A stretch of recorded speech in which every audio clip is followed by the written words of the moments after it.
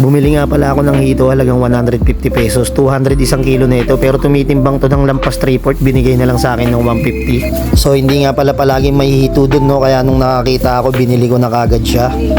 Tapos ito, imbis na hihingi lang ako ng gata, yung pangalawang gata, hindi ako pinagbigyan ni kuya, so napilitan ako bumili. So ito na lang binili ko kasi 30 plus lang to. Kumpara sa bagong kayod na gata, nasa 40-50 siya. Tapos yan na lahat ng pinabili ko. Tapos pagbagsak, ayun, nakaprepare na siya kaagad, napakabilis. So dito nagsindi na ako kaagad ng kalan. Pagkasindi ko ng kalan, nagpainit na ako kaagad ng mantika. So piprituin muna natin yung hito kasi yun yung pinakamabisang pantanggal ng lansa niya. So dahil isda naman yan, use oil na lang yung ginamit ko sa kanya. So hindi na natin siya kailangan tustahin, basta masira lang natin siya, okay na siya. Tapos dito biglang lumabas si Dalsim, uy, boga fire. Bite nun ni Dalsim, biglang lumalabas ha. Tapos yan, pag pinarito natin siya, babalik rin lang natin siya. Tulad ng sinabi ko kanina, hindi na natin kailangan mag-browning lahat yan. Basta may konting tusta, okay na yan, matatanggal na yung lansa niyan. Tapos set aside na natin siya pag naluto na. Tapos isasalang na natin tong next batch. Kung mapapansin nyo, parang mabilis ako magsalita ngayon, no? Kasi nga, iniiklian na lang natin yung video. Kasi nga, ayaw ng mga viewers natin na masyadong mahaba. So, yan, shinortcut na natin. Pagkatapos natin prituin, same pan, same mantika. Doon na rin ako naggisa. Bawang sibuyas, luya nga pala yan, sabay-sabay na. Tapos buong paminta, tas dahon ng laurel. So, gisa-gisahin lang natin. So, mimekos-mekos lang natin siya dyan. Tapos, babalik na natin yung sinir natin na hito.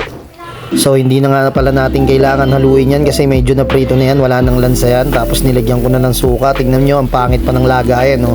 Huwag na huwag kayong bibili na ito, ha, mababadrip lang kayo, sinasabi ko sa inyo. So adobo sa gata nga pala itong lulutuin ko. So alam nyo na yan, pagkasuka, lagyan nyo na kagad ng toyo. Tapos tingnan nyo, tumalsik, oh. Napakapangit ng lagayan na to, guys. Hindi mo siya matatansya kasi wala talagang lalabas sa kanya kahit konti. So kailangan mo siyang pisilin. Pag pinisil mo naman, bigla naman siyang bubulwak. So pangit talaga tong kagamitan na to. Tignan nyo naman kung gaano katagal naglalagay dyan ng toyo. Mas mabuti pa yung sachet lang, tapos pinupunit ko lang, eh. Mas natatansya ko pa ilagay ko, eh. Tapos ito yung ating gata, konti lang ginamit ko dyan, kaya nga dapat hindi na ako bumili niyan, kaso nga lang wala akong nahingan, eh. So pangalawang gata nga pala yung sinasabi ko, kaya sinasabi kong hihingin ko lang, kaso nga hindi nga ako pinagbigyan ni kuya. Tapos ayan, pinagtitimplahan ko na siya ng mga paborito nating panimpla, patis, betchin, pamintang pino. Tapos buhos-buhusan lang natin siya ng sarsa niya. So hindi natin tatakpan to, no? Kasi ang gusto natin yung mag-reduce talaga ng husto yung sabaw niya. Tapos umibabaw yung sariling mantika ng hito. Kasi mamantika tong hito, eh. Yun yung nagpapasarap talaga sa kanya.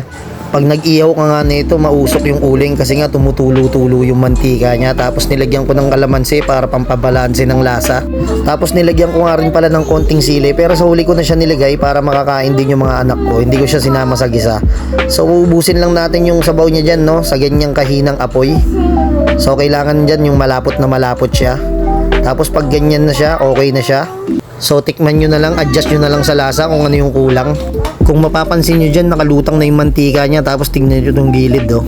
Yun, ang kolesterol ng hito. Tapos dito, naghahain na ako. Paborito nga pala namin to ng panganay ko. Siya lang ang nakakasabayan ko sa mga exotic na pagkain. Pero hindi naman to exotic.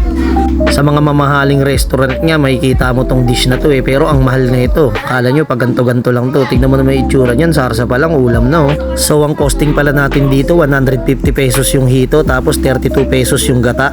Tapos tagli 5 piso sibuyas, luya, laurel, paminta. So inabot din nga pala ako dito ng 202 pesos. So kain tayo, guys, kain tayo, guys. Pasintabi nga pala ako sa mga hindi ko makain nito. Bye bye.